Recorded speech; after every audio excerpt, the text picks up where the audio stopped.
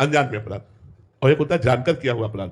जानकर किया हुआ अपराध धाम का वज्र की लीक के समान होता है, उसे भोगना पड़ता है, बड़ा भयानक होता है। इसीलिए जैसे संसार में पाप बन जाए तो तीर्थों में चले जाए, तीर्थावगान करे तो पाप नष्ट हो जाते हैं। तीर्थों में पाप हो जाए तो प्रयागराज तीर्थराज है, संगम त्रिवेणी, वहां स्नान करने से पाप नष्ट हो जाते हैं। तीर्थराज प्रयाग में यदि पाप बन जाए तो भगवान की पुरियां हैं, सप्त पुरियां हैं, अयोध्या, मथुरा, काशी, कांची, अवंतिकापुरी, द्वारावती आदि, इन पुरियों में जाने से पाप नष्ट हो जाता है। पुरियों में पाप नष्ट हो तो फिर धाम, जैसे भगवत धाम वृंदावन, भगवान का परम पावन, अगर धाम में अपराध बन गया तो फिर ये वज्र की लीक हो जाता है। अनजाने में अपराध होना, जैसे हम चल रहे हैं, कोई चींटी मर गई, किसी जीव को कष्ट हो गया, अनजाने की बात भगवान क्षमा कर देते हैं। लेकिन अब जैसे आप परिक्रमा मार्ग में चल रहे हैं, आप मसाला खाए, आप थूक रहे, आप बीड़ी पी रहे, आप डोना में कुछ खाया फेंक दिया, अब वो थूक किसी वैष्णव के चरणों में पड़ा जो नाम गुरुमंत्र जपता चला जाए, तुम्हारे सारे पुण्य नष्ट हो जाएंगे।